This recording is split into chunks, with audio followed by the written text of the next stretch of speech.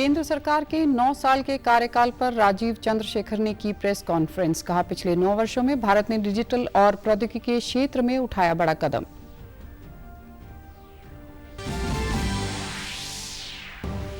देश में एमबीबीएस की सीटों की संख्या 1,07,000 के आंकड़े के पार। इस साल 8,195 एमबीबीएस अंडर ग्रेजुएट सीटें बढ़ाई गई। 702 हुई कुल मेडिकल कॉलेजेस की संख्या।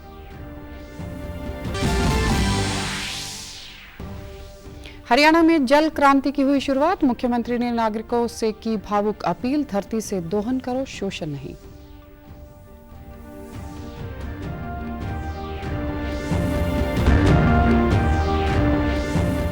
और हिसार में सेल्फी विद डॉटर डे के उपलक्ष्य में राष्ट्रीय कार्यक्रम का आयोजन। अभियान के संस्थापक ने कहा, इस बार यह दिवस दिव्यांग लड़कियों को समर्पित।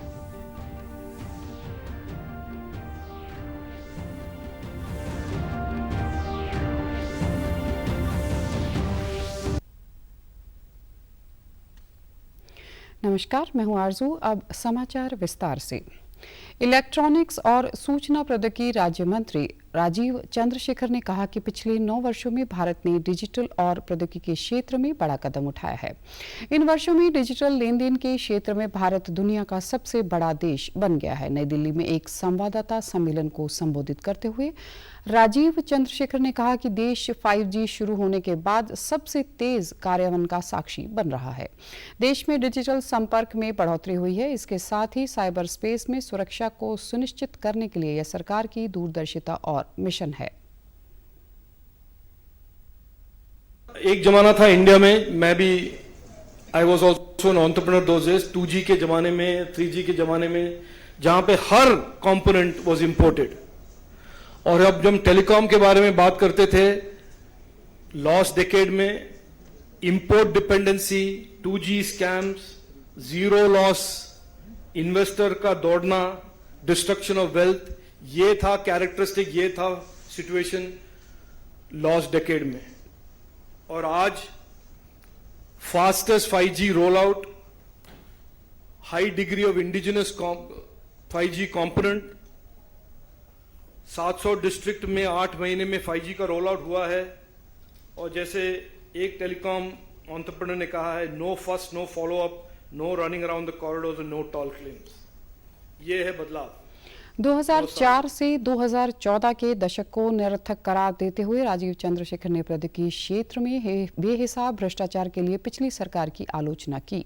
उन्होंने कहा कि उस अवधि में निवेशक भारत छोड़कर चले गए और BSNL बर्बाद हो गया। उन्होंने कहा कि प्रधानमंत्री नरेंद्र मोदी की दूरदर्शिता और प्रत्यक्ष लाभ अंतरण लागू होने से भ्रष्टाचार पर रोक लगी। देश में एमबीबीएस की सीटों की संख्या 1,07,000 के आंकड़े को पार कर गई है। केंद्रीय स्वास्थ्य मंत्री डॉक्टर मनसुख मांडविया ने कहा कि इस साल 8,195 एमबीबीएस अंडर ग्रेजुएट सीटें बढ़ाई गई हैं। उन्होंने कहा कि इस साल 30 सरकारी और 20 निजी कॉलेजों सहित 50 मेडिकल कॉलेज बढ़ाए गए हैं। अब देश में कुल मेडिकल कॉलेजों की संख्या 702 हो गई है। मांडविया ने कहा कि इस वर्ष 83,44,000 से अधिक मोतियाबिंद के सफल ऑपरेशन हुए हैं। उन्होंने कहा कि कोविड महामारी के कारण 1,25 लाख से अधिक मोतियाबिंद के ऑपरेशन लंबित थे।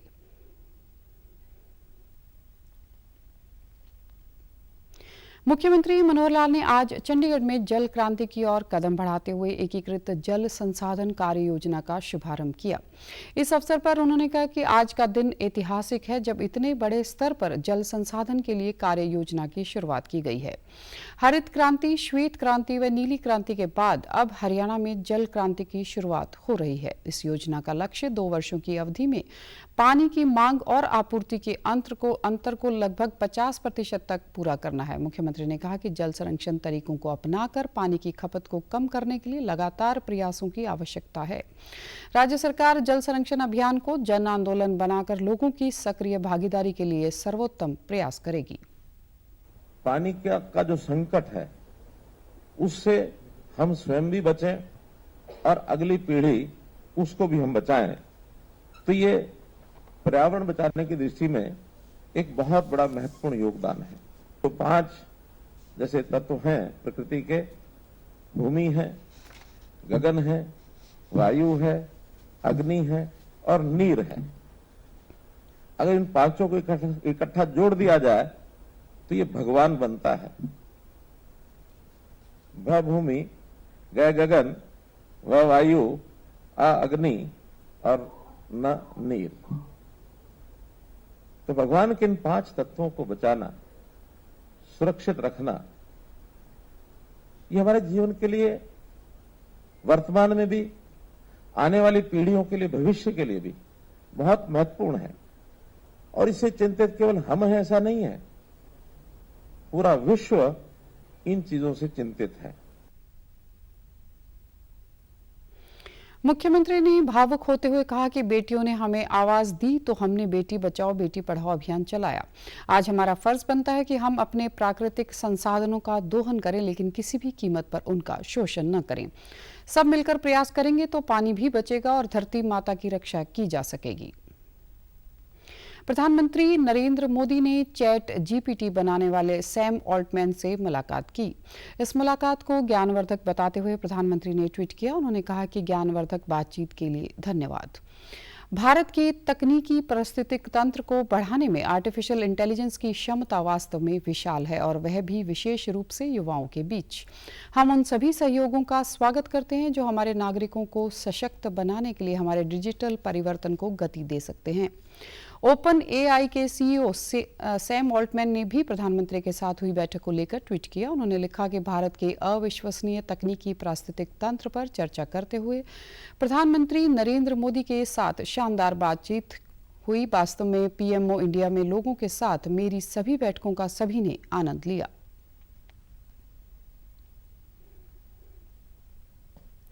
जर्मनी में इस महीने होने वाले स्पेशल ओलंपिक के लिए भारतीय दल पूरी तरह से तैयार है। इस कड़ी में कल दिल्ली में सेंड ऑफ सेरेमनी आयोजित हुई।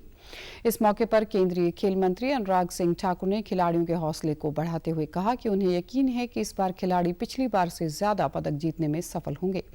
इन खेलों में भारत की ओर से 198 एथलीट भाग लेंगे, जो 16 स्पर्धाओं में अपना दमखम दिखाएंगे। भारत को रिप्रेजेंट करना ही एक अपने आप में बहुत बड़ी उपलब्धि है। तो जितने खिलाड़ी यहां पर बैठे, मैं आपसे कहना चाहता हूं, कोई दबाव ना लेकर जाएं। आप अपना 100% दीजिए। आप विश्वास मानिए, आप पिछला रिकॉर्ड तोड़कर आएंगे और पहले से ज्यादा मेडल जीत कर आएंगे। ठाकुर ने कहा कि खिलाड़ियों के लिए लक्षित ओलंपिक पोडियम योजना शुरू करने के साथ खेल के लिए बजट बढ़ाया गया है। केंद्र ने एशियाई खेलों की तैयारी के लिए अब तक 220 करोड़ रुपए से अधिक मंजूर किए हैं। खेल मंत्री ने विश्वास व्यक्त किया कि इस वर्ष चीन में होने वाली एशियाई खेलों में भारत अब तक का सर्वश्रेष्ठ प्रदर्शन करेगा। हिसार में आज सेल्फी विद डॉटर डे के उपलक्ष्य में राष्ट्रीय कार्यक्रम का आयोजन किया गया। अभियान के संस्थापक सुनील जागलान ने बताया कि प्रधानमंत्री नरेंद्र मोदी के मन की बात कार्यक्रम की 100वीं कड़ी में भी सेल्फी विद डॉटर अभियान ने जगह बनाई थी। इस बार सेल्फी विद डॉटर डे दिव्यांग लड़कियों को समर्पित किया गया है। मेवात से अंजुम इस्लाम को सेल्फी विद डॉटर का ब्रांड एम्बेसडर बनाया गया है। उन्होंने पीएम का आभार जताया और उन्होंने सेल्फी विद डॉटर के बारे में बात करके इसे ग्लोबल बना दिया।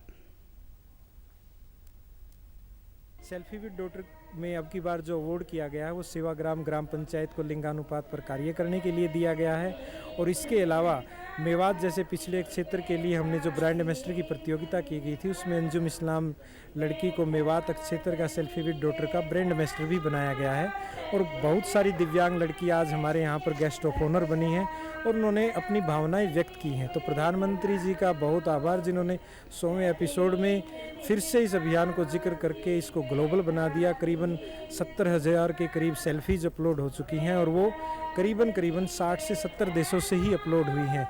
और एक विश्व रिकॉर्ड बन गया है इसमें कि 10,000 दिव्यांग लड़कियों के माता पिताओं द्वारा सेल्फी विद डॉटर अपलोड की गई हैं। 35,000 के करीब सोशल मीडिया पे हैशटैग आ चुके हैं। अभियान की ब्रांड एम्बेसडर अंजुम इस्लाम ने बताया कि सेल्फी विद डॉटर का मकसद शुरू से ही बेटियों को सशक्त करना और उनके अधिकारों के बारे में बताना रहा है। कि आज हर तीसरी बेटी कम से कम सशक्त है, अपनी बातें रख सकती है और अपने हक के लिए लड़ सकती है। सेल्फी विद डॉटर का मकसद सिर्फ स्टार्टिंग से यही रहा है, बेटियों को सशक्त करना, उनको अधिकारों के लिए बताना और उनकी जो भी समस्याएं हैं उनको उन प्रॉब्लम्स को सॉल्व करना। तो इतनी सारी महिलाएं इकट्ठा हुई हैं और अपनी बातें रखी हैं, तो मुझे बहुत अच्छा लग रहा है। कार्यक्रम में बतौर मुख्य अतिथि बरेली से पहुंची दिव्यांग रिदम शर्मा ने दिव्यांगजनों को सम्मान देने के लिए सांकेतिक भाषा से प्रधानमंत्री मोदी, सुनील जागलान और सेल्फी विद डॉटर का आभार जताया। रिदम ने सांकेतिक भाषा में बताया कि वे एथलीट हैं और राष्ट्रीय स्तर पर स्वर्ण पदक जीत चुकी हैं। उनके साथ उनके दादाजी इस्लामुद्दीन आए। ये एथलीट है और ये अभी इंडिया के लिए नेशनल्स में 400 और 600 मीटर में गोल्ड मेडल लेके आए हैं और ये अब इंडिया को रिप्रेजेंट करेंगी पैरालंपिक्स में जनवरी महीने में। केंद्रीय स्वास्थ्य और परिवार कल्याण मंत्री डॉक्टर मनसुख मांडविया ने आज पंचकुला और चंडीगढ़ में CGHS स्वास्थ्य केंद्रों का उद्घाटन किया। सेक्टर 29 CGHS स्वास्थ्य केंद्र पर आयोजित कार्यक्रम में उन्होंने बड़ी घोषणा करते हुए कहा कि केंद्र सरकार की ओर से जल्द ही ई-वाउचर की सुविधा शुरू की जाएगी। केंद्रीय कर्मचारी और पेंशनरों को स्वास्थ्य सेवाओं के लिए कोई कार्ड या दस्तावेज सेंटर पर ले जाने की जरूरत नहीं पड़ेगी। ई-वाउचर में कर्मचारी की सारी जानकारी और स्वास्थ्य सेवाओं का लाभ उठाने पर भुगतान करने तक की सुविधा होगी।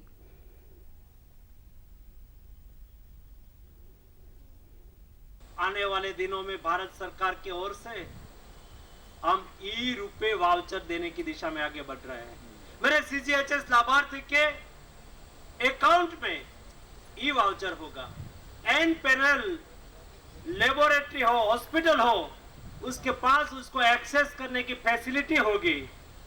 आप गए, यहां से आपको रेफर किया, वहां आपने एक्सेस किया, दोस्तों आपने डायग्नोसिस लैब का डायग्नोसिस किया, लैब की रिपोर्ट की फीस आपको 500 रुपीज 1000 रुपीज देनी है।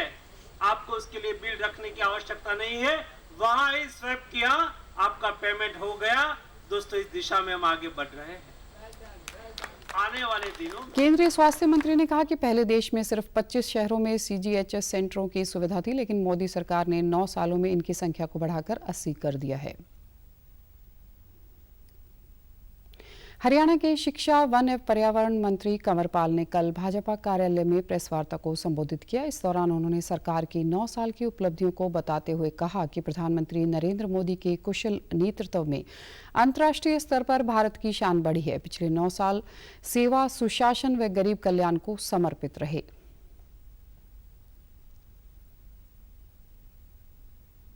वर्तमान में जिस प्रकार से देश की छवि बन रही है वो आज आपके सामने, चाहे वो अभी जो ऑस्ट्रेलिया में सम्मेलन हुआ उसकी बात है, जिस प्रकार से अमेरिका के राष्ट्रपति जॉन बाइडेन ने कहा कि मैं आपके ऑटोग्राफ लेना चाहता हूं, चाहे ऑस्ट्रेलिया के प्रधानमंत्री ने कहा कि आप बॉस हैं, एक देश का जो है वो नाम रोशन करने का काम किया। तो आदरणीय नरेंद्र मोदी जी ने जन धन योजना शुरू की और 48 करोड़ 27 लाख बैंक अकाउंट खुलवाए और आज आप देख रहे कि उन सारे अकाउंटों में पैसे आने लग रहे। अभी किसान सम्मान निधि है, वो बहुत बड़ी मात्रा में, मैं समझो 10 करोड़ से भी ज्यादा किसान हैं जिन तक वो किसान सम्मान निधि पहुंचती है। और आज आप देखते हैं कि एक पैसे की भी हेराफेरी कहीं नहीं। जिस दिन फैसला होता है एक बार बटन दबाते हैं और सारे किसानों के पास वो सारे पैसे पहुंच जाते हैं। शिक्षा मंत्री ने कहा कि कोरोना काल में मुफ्त राशन, 220 करोड़ को मुफ्त वैक्सीन, जनधन योजना, उज्ज्वला योजना के अलावा राष्ट्रीय शिक्षा नीति 2020 जैसे कई ऐतिहासिक फैसले पीएम मोदी की अगुवाई में लिए गए। रूस यूक्रेन युद्ध के शुरू होने पर 23,000 भारतीयों को सुरक्षित भारत लाया गया। यह भी प्रधानमंत्री नरेंद्र मोदी की नेतृत्व क्षमता का परिणाम है। देश में 100 से अधिक स्टार्टअप्स बन गए हैं। हाल ही में केंद्र सरकार ने फसलों की MSP में वृद्धि करके किसानों को लाभ पहुंचाने का कार्य किया है। शिक्षा मंत्री ने कहा कि प्रदेश के 18,000 स्कूलों के भवनों के रखरखाव हेतु 220 करोड़ रुपए के टेंडर किए गए हैं। ग्रामीण स्कूलों को अपग्रेड किया जा रहा है। पूरे प्रदेश में नए कॉलेजों का निर्माण और संस्कृति मॉडल स्कूल बनाए जा रहे हैं। केंद्रीय सामाजिक न्याय व अधिकारिता राज्य मंत्री ए नारायण स्वामी ने अनुसूचित जातियों व पिछड़े वर्ग के उत्थान से संबंधित केंद्रीय प्रायोजित योजनाओं को सरल तरीके से अपनाते हुए प्रभावशाली ढंग से लागू किया जाए। उन्होंने ये बात केंद्रीय प्रायोजित योजनाओं की समीक्षा बैठक के दौरान कही। उन्होंने कहा कि कुछ राज्यों में पिछड़े वर्गों के लिए आवासीय विद्यालय चलाए जा रहे हैं। इन योजनाओं का भी हरियाणा अध्ययन करे और किसी प्रकार की कोई योजना हरियाणा में भी लागू की जा सकती है। मुख्यमंत्री मनोहर लाल ने केंद्रीय सामाजिक न्याय व अधिकारिता राज्य मंत्री को राज्य में चलाई जा रही विभिन्न योजनाओं की जानकारी देते हुए बताया कि हरियाणा ने आधार कार्ड की तरह 8 अंकों का परिवार पहचान पत्र तैयार किया है, जिसमें परिवार के हर सदस्य की वार्षिक आय के साथ साथ अन्य जानकारी भी उपलब्ध है। उन्होंने बताया कि आउटसोर्सिंग पॉलिसी के तहत अनुबंध आधार पर कर्मचारी रखने के लिए हरियाणा कौशल रोजगार निगम का गठन किया है और उन युवाओं को प्राथमिकता दी जा रही है जिनके परिवारों की वार्षिक आय 1 लाख रुपए से कम है। अनुसूचित जातीय पिछड़ा वर्ग व अन्य गरीब परिवारों के विद्यार्थियों को केंद्र व राज्य सरकार की छात्रवृत्ति व अन्य योजनाओं का लाभ पारदर्शी तरीके से दिया जा रहा है। वित्त वर्ष 2023-24 में खरीफ की फसलों पर एमएसपी में बढ़ोतरी करने के केंद्र के निर्णय पर किसानों ने खुशी जाहिर की है। किसानों ने केंद्र सरकार का आभार जताते हुए कहा कि इससे फसलों के अच्छे दाम मिल पाएंगे और उनकी आमदनी में बढ़ोतरी होगी। सिरसा जिला के किसानों का कहना है कि यहां अधिकतर किसान धान के साथ साथ मूंग, बाजरा, जवार, कपास आदि की खेती करते हैं। सरकार ने खेती की बढ़ती हुई लागत को देखते हुए किसानों के हित में यह फैसला लिया है। किसानों का कहना है कि सरकार इसी तरह किसानों के हितों में नैनो यूरिया और डीएपी लेकर आई, जिससे किसानों को लाभ मिले। इस मौके पर सभी किसानों ने सरकार का आभार जताया है।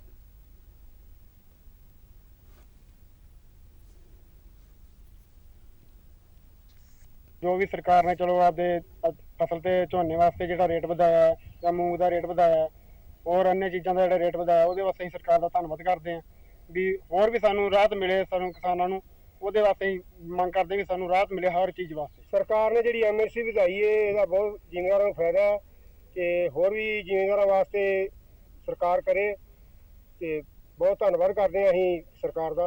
हमने मूंग बीज रखे हैं जी और गुवारा भी बीज रखे हैं। कम पानी से फसल अच्छी हो जाती है जी और बाजरा भी बीज रखा है जी हमने। सरकार ने एमएसपी बढ़ाई है, इसका हमारे को बहुत लाभ मिलेगा।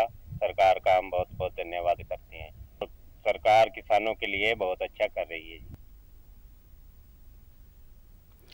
समाचारों में आज इतना ही। नमस्कार।